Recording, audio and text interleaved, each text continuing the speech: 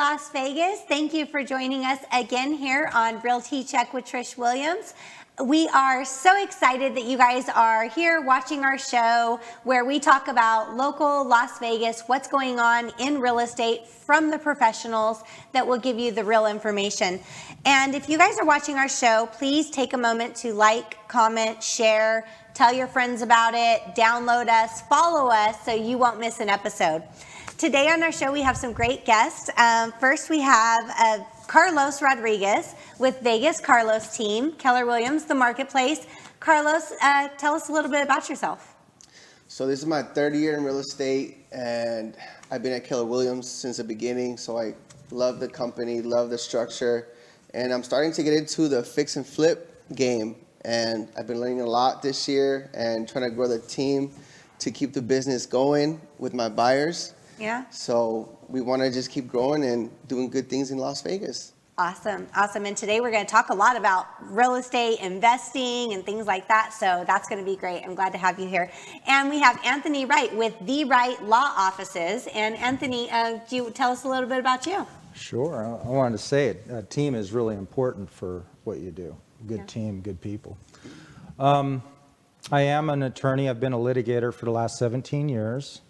I graduated from UNLV with my degree in real estate finance, and then I went to law school after that, focusing on property law. But I've been a litigator. That means I go to court and fight for people. But I'm wanting to get out of that field. It's 17 years. I'm getting a little old for that. I think it's more of a young, hungry, lawyer thing to do. Yeah. So I'm getting into estate planning. Okay. Creating wills and trusts and corporations and LLCs and things like that for people. Awesome. I'm excited about that. Yeah, and I can bring my perspective as a litigator into it. I can tell them the pitfall. If you don't set this up, this is what you're looking for. Yeah. If you go to litigation, if you're going to get sued, or if you're going into a divorce, because I've been primarily a family lawyer, so I know about divorces and family planning and stuff. But real estate investment's in my DNA. My ancestors were some of the first in the state of Nevada. They were ranchers up in Elko County. Oh, wow. They came over in the 1870s. Wow. And lived off the land. They were from Prussia. It must have been pretty bad over there because they came over in the 1864. They came to the United States. Wow. Which was smack in the middle of the Civil War. Wow. And then they migrated west. I think they were going to California because of the gold rush. Uh-huh. And I think my great-great-grandmother was pregnant and about to deliver, so they just stopped in Elko. She delivered, and they decided the government was giving free land away. So they just sat there, or I think they were called sod busters. They just made their living. They were farmers in Prussia, so they had to figure out how to farm the land up in Elko. Wow. And I still have relatives up there, cattle ranchers and stuff. So original Nevadans. And then That's pretty awesome. And then my parents, when I was in first grade, they started buying their first investment properties. And by the time I was in high school, they had 25 rental properties in my neighborhood. Wow. They stayed in our neighborhood because they had 3 little kids. They were managing their own properties. They were repairing their own properties. We were the team. Yeah. The family was the team. Love it. So we had to, the little boys out there weeding the yards. And then as we got bigger, we got to do more and more responsibilities. When a tenant moved out, we'd have to go in and rehab the place. Yeah. Vacuum clean, repair electrical, etc. So you have a ton of experience. Yeah, with I grew up with it. realm of things. That's amazing. So what's going on right now in the real estate market? We always open the show with inventory and everything like that. So what's going on with the real estate market right now is our current single family inventory. And I only look at single family inventory because I feel like that's more, there's a lot more consumers shopping single family than townhouse and condos. Not that the others are not important, but that's what I like to run the stats on. So single family in Las Vegas, we have 3,364 homes on the market. Over the last 7 days, price reductions 431, down about 100 from last week. So that's pretty good. And current number of tenant occupied properties on the market, 451. So out of those 3,364, 451 of those are occupied by tenants. You guys have thoughts on all those numbers? Tell me more about the tenant-occupied properties. How did it look like 3 months ago?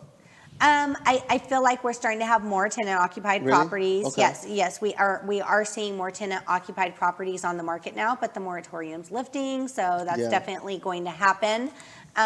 However, it's not like it's the half of our number, 50%. 451 is a small percentage of that, of the total inventory. Yeah. Yeah. I feel like when the property is vacant, though, it sells faster. Of course. So if the owner of the property can vacate the property and get the tenants out, it'll give them a better chance of selling the property within the first week. Yeah. So I have a thought on that, actually. Some people that I've known don't want to vacate the property. They're afraid that somebody will go in, vandalize Squatters. it, steal the That's the air true. conditioning stuff or whatever, squatting. That was a big problem in So- 2008, 2009 when it went during the recession. That ACs were getting stolen all the Yeah. time. Homes were It happened to vacant. me, Homes. yeah. Oh wow. With my rental properties when they're vacant, I have to be sure stuff was secure. I had to build cages around my ACs and stuff, Yeah. But I do have a potential solution for that. They might be hard to find, but you can get professional house sitters Oh. that don't have a ton of furniture or anything, and they will leave. You tell them, hey, I'm coming to show the place. They'll clear out, but they're keeping the place clean. They're protecting it. There's somebody occupying it. It's like having a night watchman. You don't really have to even pay them very much because they're getting free rent for a month or two or whatever. Yeah. There's a few, single older people. That's what they do, Never heard of amongst that. other things. I've seen that when I'm out Yeah. doing And- showings. There's someone, sometimes there's a room with an air mattress Yeah. that, someone's just They're keeping keeping- there temporarily as a house sitter. Keeping the temperatures right, maybe making sure that stuff's not leaking, What happens if they damage the property? Is there a deposit they put in, or how do you recuperate from that? I think the point is that someone's there to prevent damage. Well, what to if the they're smoking a cigarette or something? You got to get stuff. You got to get the right people. You just to got to do that. probably vet them. You got to vet them, and you talk to lawyers or other professionals that know people and you can trust them. Yeah. You don't want to just do this with anybody. Yeah. I mean, I've house sat in my own rentals, Oh, really? Yeah. because I was afraid that maybe our ex-tenant would come back and do something or whatever. Vandalize the property or Yeah. something like that. Yeah. What about price reductions? We are seeing the number drop a little bit, but do you feel like that's a sign of prices dropping, or do you think it's more the market stabilizing? I think that the market is stabilizing because people were overpricing these listings. From May to July, I would say they were overpriced and people were paying it. Yeah. So they wanted to keep that wave going into August and September, but it's not working out. Yeah. Well, I have a perspective on that. I think in the long term, real estate's always just going to go up, no matter what. Yeah. There's 7 billion Cost of people. living. 7 billion people on the planet and only so much planet. I mean, Right. we've got people wanting to put space stations on the moon and on Mars, but this is our home. Yeah. And I don't care if you have, how they used to say locations, everything in real estate investment? You can have a plot of land out in the middle of the desert and farm it with solar now Yeah. to Yeah. feed metropolitan areas. Yeah. Yeah. So hydroponics going up, farming upwards instead of out. Mm-hmm. On the way over here, I just saw a car dealership with a vending machine Yeah. of cars. Yeah, that's Carvana. Yeah. Carvana, yeah. Yeah. Yeah, So that's there's- amazing. Yeah, things are starting to build up. Yeah. They're starting. I'm starting to see a lot more of these planned developments too. That they're super popular and more in other states than in Vegas. But I think they're starting to come, building a couple of them here, where there's apartments up top. And down at the bottom is shopping areas. Oh, And yeah. it's like those all-in-one communities, mixed use, where you use, could yeah. just kind of live, work, and do everything there. Yeah. It Yeah. must be nice to be upstairs of a nice restaurant. Yeah. Go downstairs and That would be nice. I know. I feel like the younger generation, they like this more like minimalist, not much square footage and things like that. Me, I like square footage. I want rooms, compartments. I want everything like all there. So that would never work for me. Yeah. But if you had no kids, you might make it happen, but with kids, it wouldn't work. yeah, Yeah. maybe at retirement I'll think about something like that. Well, Anthony likes land though. Yeah. He wants acres. No, I don't own acres myself. I have just single-family residential. Yeah. But yeah, if you're going to speculate, that's when you own acres out in the middle of nowhere. Yeah. I don't care what kind of real estate you have. I think in the long term it'll go up. Sure, it'll fluctuate in the short term, up and down. You'll have crashes, you'll have bubbles burst and all that. But if you want to invest, I think real estate's a long-term investment. 100%. Okay. Yeah. My parents held their properties for decades, and then when they got older, they couldn't manage all the rentals anymore, so they sold them and they made money selling them because they carried the notes. That's another way to make money off real estate. 3 ways I think of is one is flipping like you do, another way is renting like my parents did, and then another way is what my parents did too, is selling them and carrying the notes and making your interest. Mm-hmm. Instead of having the banks get 4%, you sell them on time and you get the interest yourself. Yeah, I think that's a good way to do it. I've never done it that way, but that's good because now the buyers have to maintain the property and do all the stuff versus renting them. You take care of everything. You just want to get a sizable down payment so that they...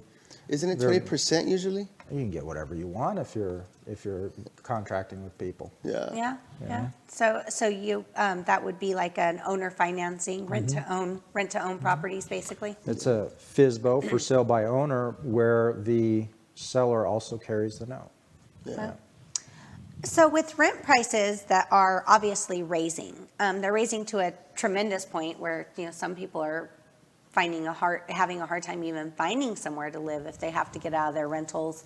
The credit criteria to get into a rental right now is as much as it is to buy a home. You might as well buy a home with the credit score requirements and everything that they ask for these days. So with that rising, do you think that investors right now are shifting?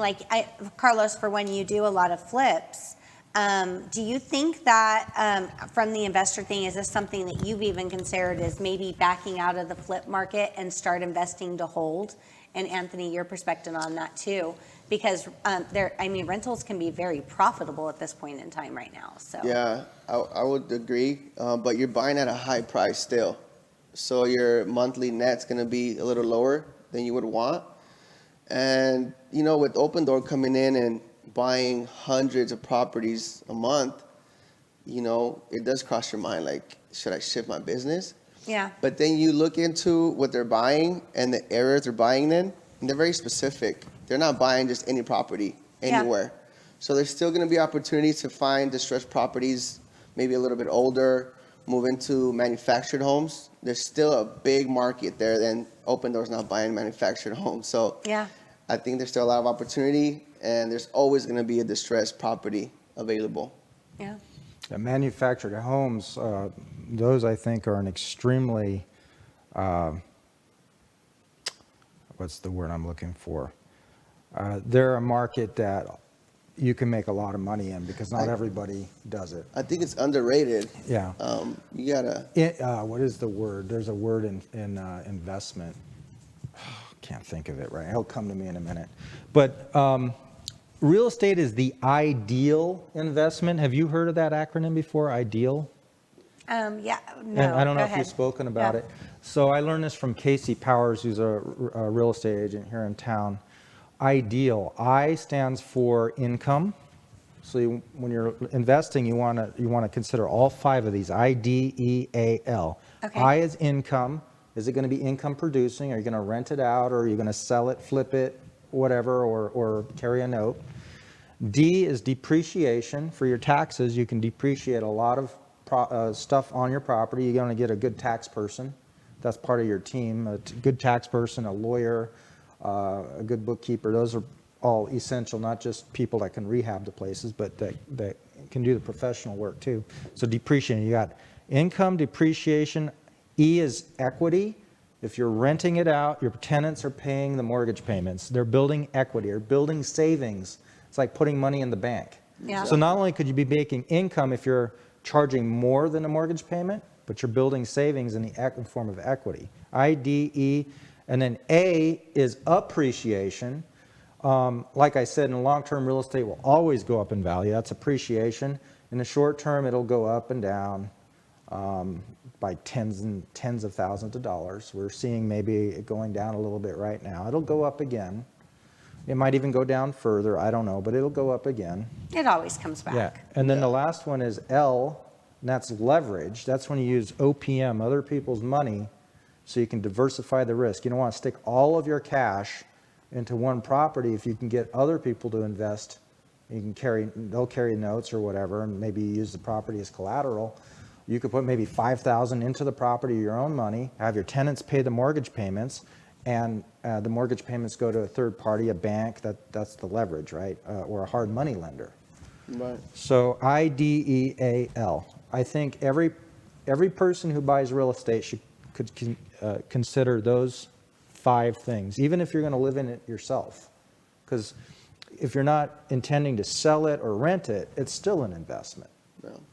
Yeah, yeah. That's real estate is part of your retirement plan in a way. I mean, most people's goal is by the time of retirement having their home paid off and mostly paid off, so they have that security at retirement. And those are just average people that are not looking into investing in real estate. Yeah. Yeah. Yeah. Some people are scared to invest in real estate. The prices are high. What if the market crashes, right? I always tell them, if the market crashes, let it crash. Just hold on to the property. Yeah. Don't sell it. It's always going to go back up and be more than what you purchased it for. It's like Anthony said, it's a long-term game. Yeah. And if they can understand that, then you can never lose investing in real estate. That's true. That's true. It's someone that will always need somewhere to live. Exactly. That's something that's not going to go away no matter what happens. And cost of living going up, having somewhere to live is always going to go up as well. And also the tax advantages. Oh, yeah. So say you have a job and you have income. People can choose to itemize their deductions or take the standard deduction, right? A lot of times the standard deduction is pretty good. You don't want to itemize all your little personal expenses. You just take the standard deduction. But if you own real estate, you can take the standard on your personal and also itemize deductions on your real estate because it's a separate business. And so when you buy stuff for your tools, appliances, cleaning products, when you buy all that stuff for your property, you can itemize it for your business and still take the standard deduction for your personal.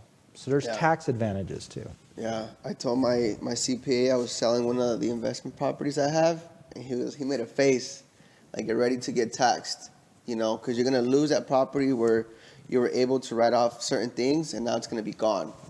So, but I think it's time. I bought the property in 2010, so if I could triple my money, You will, or close.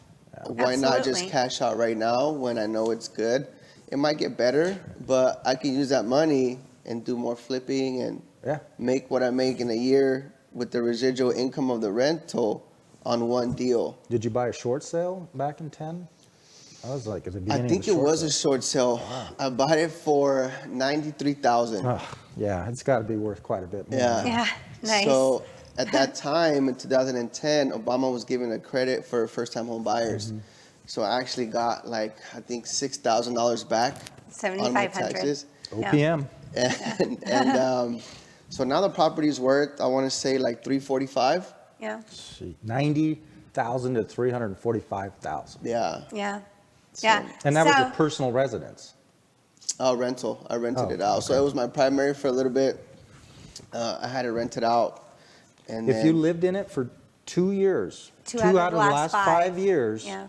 you won't have to pay taxes on the sale. However, you can also do a 1031 exchange also Yeah. to save on the taxes. But I did some research on that, and they told me that I would have to invest the total amount Yes, you do. into another Equal property. or greater value property. That's Yeah, right. that's I was true. trying to see if I can use a percentage only No. to take advantage of it, but they want the whole thing. So Right. defeats the purpose of why I'm selling it, you Yeah. know. And yet, sometimes it just comes down to it. You just got to pay the bill, right? You Yeah, just got yeah. to pay But the tax bill, do whatever you can to, use your deductions, use whatever. But there are times where you want that money out of that property. Sometimes you just got to pay the bill. But if in the last 5 years you lived in it for 2 years, you won't have to pay taxes. But it has to be only in the last 5 years. Yeah. Yeah, so go back 2 out 5. of the last 5. It's not- Yeah, so yeah. it's been too far, too long back. Yeah. So when there's definitely, since both of you guys are into investing and looking at investment properties, I know a lot of people out there that have never bought their first investment property yet. It's something they're thinking of, something they're looking at. Of course, first thing they'll do, reach out to a realtor, hopefully, and start talking to them about, about what to look for. Sometimes all of those great deals are not on the MLS. So there's other avenues out there. What are some other avenues? Now, Anthony, I know that you have a family law background and you're pretty versed in family law. So divorce properties can sometimes be a good avenue for people that are getting divorced and want to sell a property very quickly to find off-market deals. Do you want to tell us a little bit about that? Yeah, they can be. Any property that's in litigation potentially is going to have to be sold, and maybe quickly. So that's if you look in probate cases or divorce cases and there's property involved, as an investor you could maybe reach out prior to a real estate agent getting involved. You might be able to buy a property cash for a little bit less. You can save on the commission potentially. You still want to go through escrow and title and all of that and make sure get title insurance and stuff. That's very important. The problem sometimes with purchasing properties like that is it might continue to be in litigation for a while. There could be problems associated with, in case of a divorce, I've had cases recently, and this is frustrating. Instead of divesting themselves of the property right after the divorce or during the divorce, even though one party was supposed to get the property and the other party was supposed to sign off, they fail in that step. And years later, both of them are still on the title, and now the one that was supposed to have it wants to sell it, and the other side is refusing now to sign off, and you have to go back to court. Yeah. And it can be expensive and frustrating. You might lose a sale. You might lose a sale right when you're about to make a ton of money off it because the market's right, and you might lose your buyer because you got to go back to court for a couple of months to clear it up. Yeah. So those are downsides. I've personally witnessed several cases, several, and I'm amazed at how many times this happens. Now I know better. So two parties are in a divorce, and we're working on a real estate transaction, and one party's decided to go buy another house. Let's just say husband, the husband agrees, yes, I agree that I'll sign that document. A quit claim deed needs to be signed, before, if the divorce isn't finalized, before they can purchase another home, a quit claim deed needs to be signed to remove the spouse's interest. And the spouse, at that time, we go into escrow, they say, oh, I'll sign the document at closing, no big deal, we're still friends, even though we're getting divorced. And whatever happens through negotiations, through this, 30-day escrow, come closing day, when all the paperwork's ready to be signed, the other party that has to sign this quit claim deed says, you know what, no. Now, you're asking me for this much in child support. I want that number changed to this in order to sign this document. They leverage it. And I have seen that happen on several occasions, so much to a point to where the day we open escrow, they sign the quit claim deed, or else we have to cancel during due diligence. I won't take somebody through the entire process of that unless that I know that document's already taken care of and they're not going to pull it up. And I've had so many people tell me, like, oh no, don't worry, we're still friends. He would never do that to me. And sometimes there's a reason why people are getting divorced. Yeah. And there could be a lot of motives. One could be financial, one could be bitterness. Bitterness, yes. It could be they realize their ex is about to sell a property for a huge profit and they want to cash in too. Yeah. And then they blamed, yeah, hey, you didn't make me sign this off 2 years ago. I've been on the title this whole time, so it's still mine. Yeah. You know, and that doesn't work. You go to court, you run a risk. If you're going to act that way, you run a risk of ending up owing your ex attorney's fees. So it's not a good idea to play that way. Yeah. Not only are you in violation of the agreement you had with your ex if you settled the case, you're also in direct violation of a court order, because a decree is a judgment, and you can be held to count by the judge for violating a decree, violating a judgment. And it could be severe. I mean, attorney's fees can be $5,000, $10,000, $20,000. Yeah. So not only your ex going to make all this money selling the house, they're going to make $10,000, $20,000, get $10,000, $20,000 for their attorneys from you for holding out. Yeah, Don't not do a it. good move, Yeah. but some people, it happens.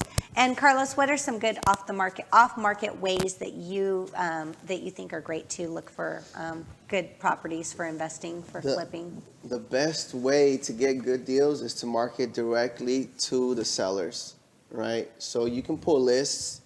You can use PropStream. You can create a niche list of properties that have at least 30% or more in equity, where the seller has been living there for at least 7 years, things like that. So you know that it's going to need some work, and you want to just find that perfect seller that is in a distressed situation with a distressed property that he cannot list on the MLS.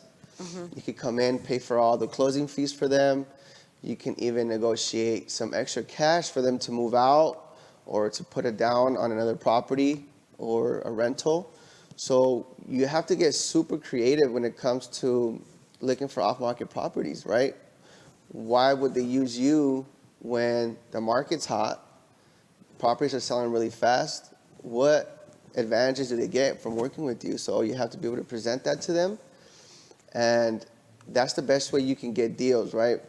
But if you're a beginner investor, you can always join these investor groups on Facebook. There's a lot of wholesalers out there finding these deals, getting the contract, and then selling the contract for a fee to the end buyer, which is the investor that does the fix and flips. So usually the margins are going to be a lot smaller when you go through a wholesaler. So that's why I say if you can get the deal directly from the seller, that's always going to be your best option. Yeah, if you can find it first. Yeah. And it is. It's not something that it's not instant. It's not an instant gratification route. It takes a lot of work, takes a lot of calls, takes a lot of consistent follow-up. Sometimes, we're following up for 8 months to a year before they decide to sell it to us. Yeah. Right. Yeah. Reminds me of the old saying, money talks, bull crap walks. Sometimes talking's not enough. You have to show them the money, and then that incentivizes them.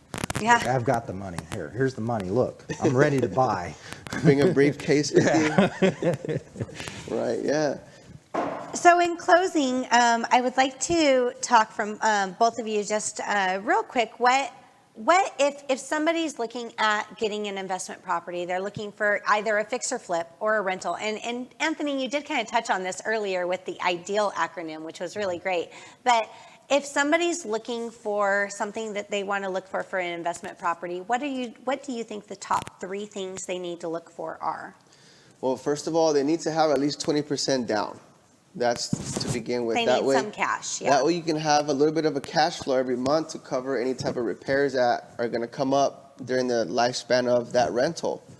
I would look into properties that are not older than 1990, I would say. Those properties usually have the tiled roofs, newer plumbing. You don't have to deal with the old sewer piping. So that's a big issue. Copper piping. Yeah. Or it's Cast iron. Cast iron. You're right. Cast iron so piping. Be careful with those type of sewers. Yeah. The roots of the trees tend to penetrate those pipes, and it causes a huge issue and thousands of dollars to repair. So I would say pay attention to the year of the property and at least get a 3-bedroom or more. That way you can charge more for your rental and you can move a family in there. Also, it tends to bring people with kids that want to rent that property out because the amount of rooms you have. Yeah. Which means that they're going to enroll the kids into the schools. They're going to be established in that neighborhood, so they're not going to be moving around a lot. Yeah. You know, and I usually do my lease agreements for 2 years at a time. Oh, wow. Okay. That way I can give them a little break on the rent, but I know that they're going to be there for at least 2 years at a time. Yeah. And the last few tenants I've had, they've been in my properties for over 6 years. Wow. So that alleviates the pain of coming in and rehabbing the place, changing carpets and all that. Yeah. Because that's another expense, you know. So there's a few things that you have to look out for, but I would say get in contact with the realtor to guide you through this process, because there's a lot of moving parts when it comes to investments. Especially if it's your first time. Well, I mean, I think it's your first time, or even several times. I've had many people that have purchased multiple investment properties, you know, and come back and yes, it's a realtor can definitely guide you through, do the research, get the information that you need, and find out those things for you. Anthony, what do you think are top 3 things? Oh, about 3. Well, I already covered IDEAL acronym, but Yeah. This reminds me of a comic book I read when I was a little kid. It was a Donald Duck comic, I think, Disney comic. Donald Duck bought a piece of land, I think, and his uncle said, "Hey, let's go take a look at it." And it was he had a picture of it. It was like this big area of land, like a big desert area. So let's go take a look at it. And they go there. And what happened is the seller had angled the camera down the side of a canyon, so he just bought the side of a canyon wall. But he thought he was buying. So I would say walk the property, particularly if you're doing 1031 exchanges. I think some of these investors are like, hey, I need to quickly find something. I want to buy it. I want to buy it because I want to save on taxes. And they're under this pressure. You should go there. You can write off the trip. Against your taxes. Go take a look at what you're about to buy. It's going to be a hard asset that you're going to have to, you want to know what the neighborhood looks like. You want to get a sense of who the neighbors are. I talk to the neighbors. Yeah. Oh, you Anytime do? I buy a property or before I buy it, I want to know who my neighbors are. You go knock on their door? Sure. Yeah. Or if I see them out, hey, I'm thinking about buying this place.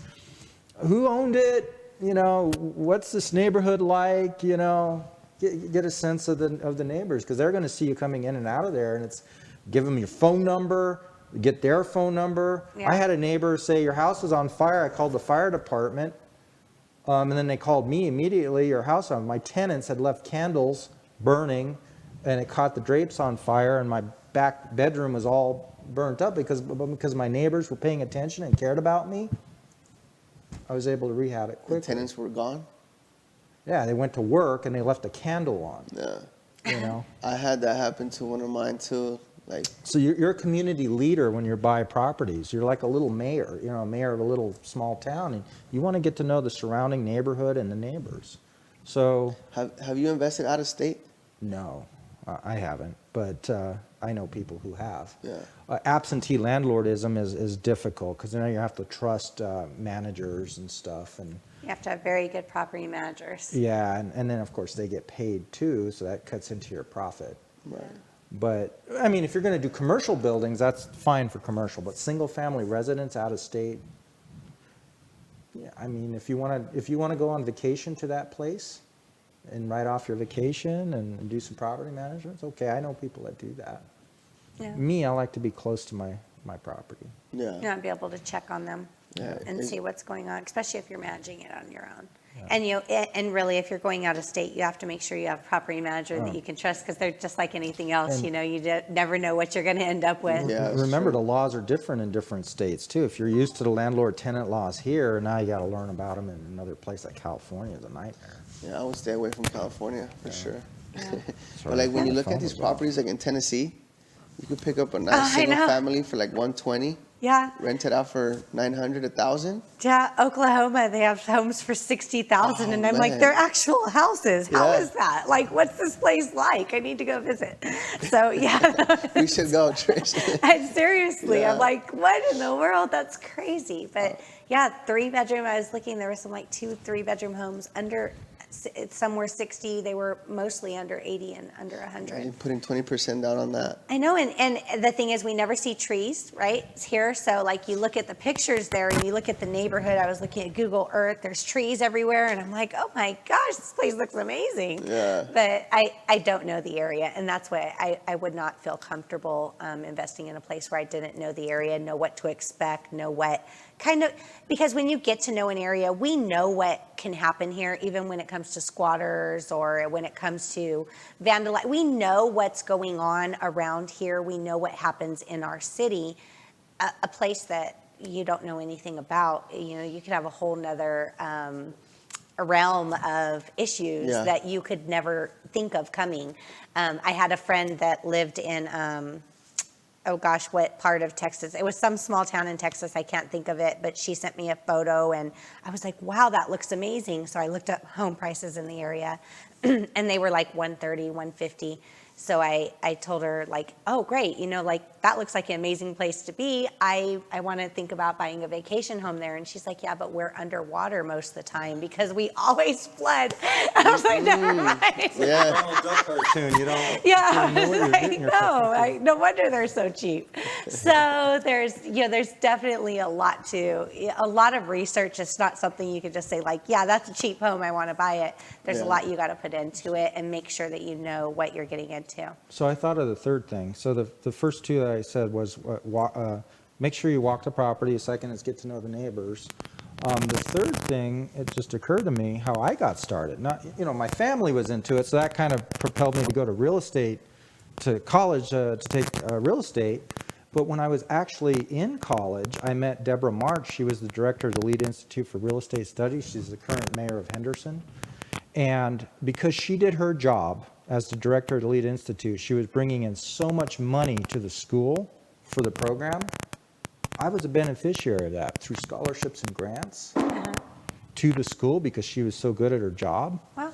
I used that money to buy my rental property. So opportunity is everywhere. I was living with my parents, so I get all this extra money.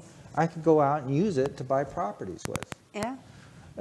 And connections. My high school teacher wanted to move out of the neighborhood.